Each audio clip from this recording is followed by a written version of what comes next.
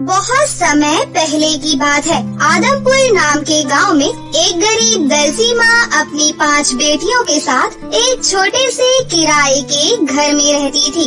नंदिनी को सिलाई बहुत ही ज्यादा अच्छी आती थी, इसलिए गांव की औरतें लड़कियां अपने लहंगे, फ्रॉक, गाउन, साड़ी के ब्लाउज सब कुछ नंदिनी से ही सिलवाया करती थी। लेकिन गांव की औरतें नंदिनी को उसकी मेहनत के हिसाब से पैसे नहीं देती थी। काम तो एक से एक फैंसी करवाया करती थी, लेकिन पैसे बहुत ही कम देती, इतने ज्यादा कम कि कभी कभी तो नंदिनी और उसकी 5 बेटियों को भूखा ही सोना पड़ता था। नंदिनी आंटी, मेरा गाउन बनकर तैयार हो गया क्या? हाँ, तैयार है। वाह, बहुत अच्छा है। अब मुझे एक और लहंगा बनवाना है। आंटी, ये देखिए डिजाइन, बिल्कुल मुझे सेम टू सेम ऐसा ही लहंगा चाहिए। बना देंगी ना? मुझे ये लहंगा मेरी एंगेजमेंट पर पहनना है। हाँ, क्यों नहीं बेटा। तुमने आज तक मुझे जो भी डिजाइन दिखाकर सिलवाया है, मैंने तुम्हें वही डिजाइन बना कर दिया है ना, और ये लहंगा भी बना दूंगी। लेकिन बेटा, ये लहंगा बहुत ही ज्यादा फैंसी है। इस लहंगे को बनाने में तो बहुत समय लग जाएगा, कम से कम 4 से 5 दिन तो लग ही जाएंगे। बेटा, थोड़ा पैसों का ध्यान रखना। अभी तक तुमने जो पैसे दिए वो बहुत कम पैसे दिए थे। रुचिका अपना गाउन ले जाती है और लहंगे का डिजाइन बताकर चली जाती है। नंदिनी 4-5 दिन लगातार रात दिन मेहनत करती है और बहुत ही ज्यादा सुंदर लहंगा बनाकर तैयार कर देती है, जिसे देखकर नंदिनी की 5 बेटियां अपनी माँ से कहती हैं, मम्मी, ये लहंगा कितना ज्यादा सुंदर लग रहा है। आपके हाथों में तो जादू है, जादू। काश हम भी ऐसा लहंगा पहन पाते। हमारी माँ दर्जी है, लेकिन हम कपड़े कैसे पहनते हैं? दूसरों के कपड़ों के बचे हुए कतरनों को जोड़ कर मम्मी कपड़े बना देती है और हम उन्हें पहन लेते हैं। मम्मी, क्या आप हमारे लिए ऐसा लहंगा नहीं बना सकती? मम्मी, मुझे ये लहंगा पहनना है। ये लहंगा पहनकर मैं बिल्कुल प्रिंसेस लगूंगी। मम्मी, एक बार पहनने की परमिशन दे दीजिए ना। मैं ये लहंगा पहनना चाहती हूँ। प्लीज प्लीज मना मत करना। मैं गरीब दर्जी माँ हूँ, अपनी बेटियों की ख्वाहिश भी पूरी नहीं कर सकती। मैं कैसी माँ हूँ? मेरे बच्चों, मुझे माफ कर दो। तुम जानते तो हो, रात दिन मेहनत करती हूँ, तब जाकर चंद रुपया मिलता है, और उसमें तुम्हें 2 समय का खाना खिलाना, पढ़ाना, तुम्हारी छोटी मोटी जरूरतों को पूरा करना मेरे लिए कितना मुश्किल हो जाता है। मैं भी चाहती हूँ कि मैं अपनी बेटियों को सुंदर सुंदर ड्रेस बनाकर लेकिन घर के हालात मुझे ऐसा करने नहीं देते। बिटिया, मैं तुम्हें ये लहंगा पहनने की परमिशन तो दे दो, लेकिन अगर ये गंदा हो गया तो बस इसी बात का डर है। मम्मी, मैं छोटी बच्ची तो नहीं हूँ, इसे गंदा नहीं करूँगी। बस थोड़ी देर के लिए पहनूंगी, उसके बाद उतार दूंगी। गंदा नहीं होगा। प्लीज मम्मी, एक बार पहनने की परमिशन दे दीजिए ना। नंदिनी अपनी बेटी को वो लहंगा पहनने के लिए दे देती है और जैसे ही महक वो लहंगा पहनती है तो वो बहुत ही ज्यादा सुंदर लगती है, बिल्कुल प्रिंसेस की तरह। सभी बहनें महक को देखकर बहुत खुश होती हैं और नंदिनी भी। देखिए मम्मी, मैंने कहा था ना, मैं ये लहंगा पहनकर बिल्कुल प्रिंसेस लगूंगी। लग रही हूँ ना प्रिंसेस? मुझे देखकर अब कोई नहीं कह सकता कि मैं गरीब दर्जी माँ की बेटी हूँ। माँ, ये फैब्रिक तो बहुत ही ज्यादा महंगा लग रहा है, तभी तो ये लहंगा बनकर इतना ज्यादा सुंदर लग रहा है। रुचिका के तो मजे हैं। महक वो लहंगा पहनकर बहुत ही ज्यादा खुश हो रही थी। उसे ऐसा लग रहा था कि वो सच में कोई प्रिंसेस है। वो ये भूल जाती है कि वो एक गरीब लड़की है। उसे देखकर पूरे परिवार के चेहरे पर मुस्कुराहट थी। नंदिनी भी बहुत खुश थी, लेकिन तभी रुचिका वहाँ आ जाती है और वो अपना लहंगा महक को पहना दे गुस्से से तिलमिला जाती है और वो नंदिनी को बहुत ही ज्यादा खरी खोटी बातें सुनाती है। ओहो, तो यहाँ पर ये चल रहा है, तुम्हारी इतनी औकात तो नहीं कि तुम कपड़ा लेकर सुंदर सुंदर ड्रेस बनाकर अपनी गरीब बेटियों को पहना सको, इसलिए कस्टमर की ड्रेस अपनी बेटियों को पहनाती हो और उनके शौक पूरे करती हो। तुम्हारा यही काम है। अगर समय रहते मैं नहीं आती तो मुझे तो पता ही नहीं चलता कि मैं किसी की उतरन पहन रही हूँ। तुम्हारी गरीब बेटी ने मेरे एंगेजमेंट का लहंगा पहना है। तुम्हें क्या लगता है कि अब मैं ऐसी गरीब लड़की की उतरन पहनूंगी, वो भी अपनी एंगेजमेंट पर? तुम्हारी हिम्मत कैसे हुई मेरे लहंगे को पहनने की? रुचिका, इस लहंगे को पहनने के बाद इसका कुछ भी नहीं बिगड़ा, ये अभी भी नया का नया ही है। मैंने तो बस थोड़ी देर के लिए पहना था, इसलिए कि पहन के देखूं कि मेरे ऊपर कैसा लगेगा। प्लीज तुम गुस्सा मत करो और मेरी माँ को इस तरह से बातें मत सुनाओ, इसमें इनकी कोई गलती नहीं है। मैंने ही जिद करके पहना है और आज पहली दफा पहना है। आज से पहले किसी कस्टमर का कोई भी कपड़ा नहीं पहना। मुझे नहीं पता, मैं कुछ नहीं जानती, लेकिन अब मैं ये उतरन नहीं पहनने वाली। मुझे इसी फैब्रिक का सेम मटेरियल का दूसरा लहंगा चाहिए। आई बात समझ में? 4 दिन बाद मेरी एंगेजमेंट है, मुझे नहीं पता कहाँ से लेकर आओगी, लेकिन मुझे ये उतरन बिल्कुल भी नहीं पहननी। 4 दिन का टाइम है तुम्हारे पास। अगर मुझे ऐसा लहंगा नहीं मिला तो तुम सोच भी नहीं सकती कि मैं तुम्हारे साथ और तुम्हारे पूरे परिवार के साथ क्या कर सकती हूँ। आई बात समझ में? रुचिका नंदिनी और उसकी 5 बेटियों को खरी खोटी बातें और धमकी देकर वहाँ से चली जाती है। घर में जो सबके चेहरे पर मुस्कुराहट थी, अब सबके चेहरे पर उदासी आ जाती है। नंदिनी बहुत ही ज्यादा परेशान हो जाती है कि वो ये फैब्रिक कैसे खरीदेगी। इतना महंगा मटेरियल जो इसके ऊपर लगा है वो कहाँ से खरीदेगी।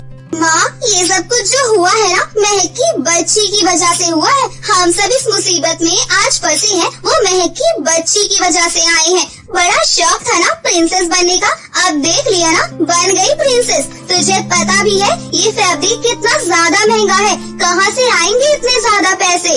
हाँ, शनाया तो बिल्कुल ठीक ही तो कह रही है, ये सब कुछ महक की वजह से ही हुआ है। माँ, इस महक की वजह से घमंडी रुचिका हमें कितनी बातें सुना कर गई है, हमारी गरीबी का कितना मजाक उड़ा कर गई है। क्या जरूरत थी आपको इसे परमिशन देने की? इसमें मेरी तो कोई गलती नहीं है, और अगर मैंने ये लहंगा थोड़ी देर के लिए पहन भी लिया था तो इसका क्या बिगड़ गया? हम गरीब है ना, इसलिए बस ये अमीर लोग गरीब को कुछ समझते ही नहीं, गंदी नाली का कीड़ा समझते हैं, बस इसलिए। और अगर हम गरीबों से इतनी ही दिक्कत और परेशानी है तो मेरी माँ से कपड़े क्यों सिलवाती है? महंगे बुटीक पर क्यों नहीं जाती? हजारों की सिलाई चंद रुपयों में करवाती है। अगर इतनी ही अमीर बनती है तो मेरी माँ के पास क्यों आती है?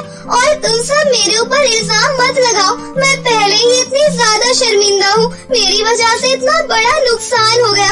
और शनाया पायल, तुम बहुत ज्यादा बोल रही हो, अब बिल्कुल चुप हो जाओ, बहुत सुन ली मैंने तुम्हारी चीख चीख। शांत हो जाओ, बिल्कुल शांत हो जाओ। एक तो मैं पहले ही इतनी ज्यादा परेशान हूँ और ऊपर से तुम 5 बहनें कुत्ते बिल्ली की तरह लड़ रही हो। मुझे समझ में नहीं आ रहा कि इस लहंगे का मटेरियल कपड़ा कैसे खरीदूंगी, कैसे बनाऊंगी 4 दिन में वैसा ही लहंगा।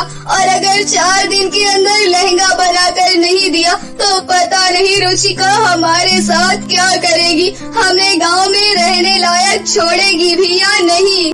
अगले दिन नंदिनी के पास जो थोड़े बहुत पैसे थे उसे लेकर वो मार्केट में जाती है ताकि वो रुचिका का लहंगा बनाने के लिए कपड़ा खरीद कर ला सके। नंदिनी जैसे ही मार्केट में सेम कपड़ा पूछती है तो उसके होश ही उड़ जाते हैं। देखो बहन जी, सेम कपड़ा 2500 रुपए मीटर है और लहंगा बनाने में 5 मीटर कपड़ा लगेगा, तो कितने पैसे हुए? पूरे 12,500 रुपए। बोलिए, अगर 12,500 है तो बताओ, मैं ये कपड़ा तुम्हें काट कर दे दूं, वरना मेरा टाइम बर्बाद करने की कोई जरूरत नहीं है। 12,500 तो एक साथ कभी मैंने अपनी जिंदगी में भी नहीं देखे। मुझे लगा 2-3 हजार का होगा, वो भी मुझे महंगा लग रहा था, लेकिन ये तो 12,500 रुपए का है। जब कपड़ा इतना महंगा है तो मटेरियल कितना ज्यादा महंगा होगा। ये क्या हो गया?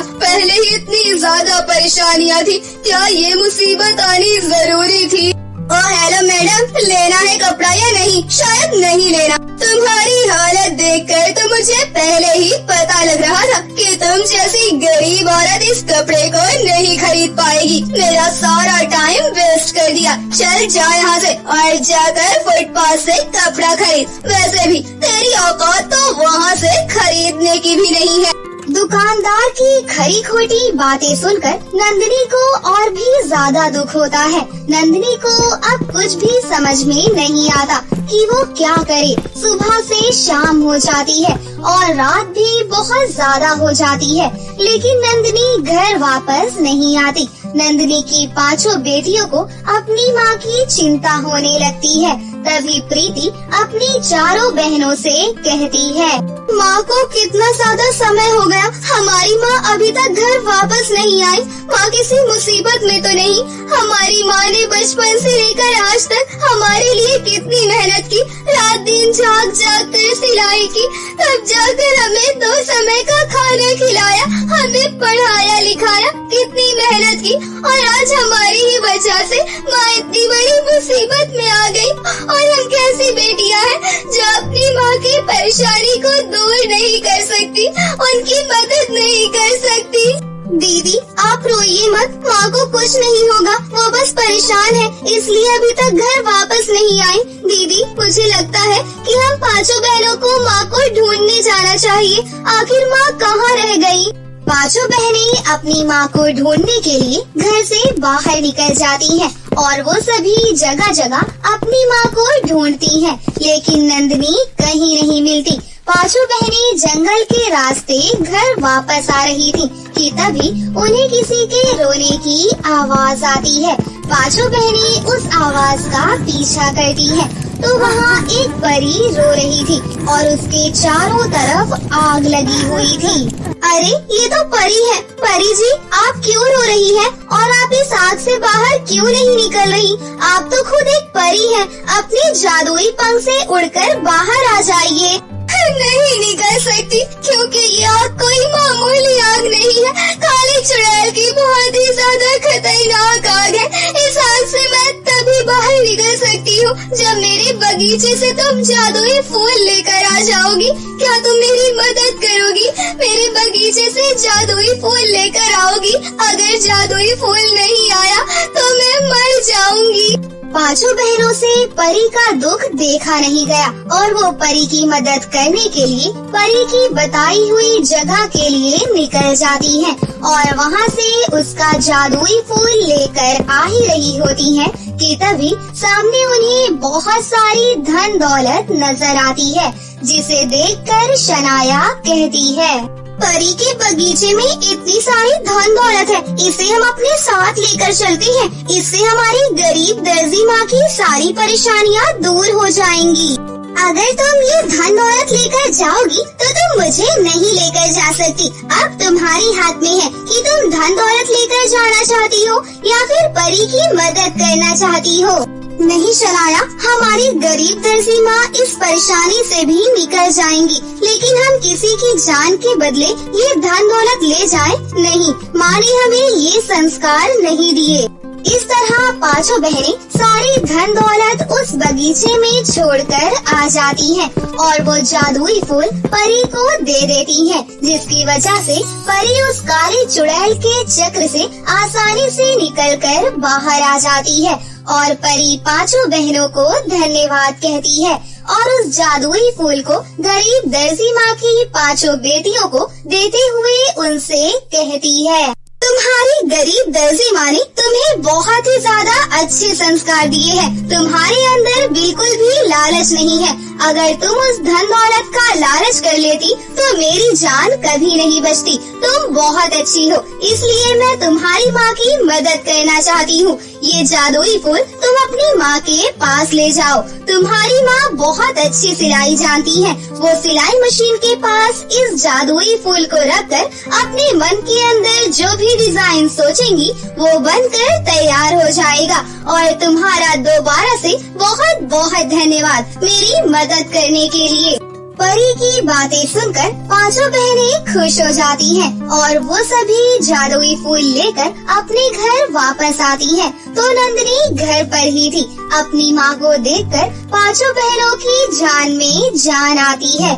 तभी प्रीति अपनी माँ से कहती है, मम्मी ये जादुई फूल एक परी ने दिया है और वो कह रही थी कि इसे सिलाई मशीन के पास रखकर आप कोई भी डिजाइन सोचेंगी तो वही बनकर तैयार हो जाएगा। अब आप जल्दी से हम पांचों बहनों के लिए फूलों के लहंगे बनाइए। नंदिनी पहले तो अपनी बेटियों की बात समझ नहीं पाती, लेकिन जैसे ही वो सिलाई मशीन पर परी का जादुई फूल रखती है और अपने मन में लहंगे के बारे में सोचती है तो गरीब दर्जी माँ की पांचों बेटियों के लिए सुंदर सुंदर फूलों के लहंगे बनकर तैयार हो जाते हैं, जिसे देखकर पांचों बहनें बहुत ही ज्यादा खुश होती हैं और वो सभी फूलों का लहंगा पहनकर बिल्कुल परी जैसी सुंदर लगती हैं।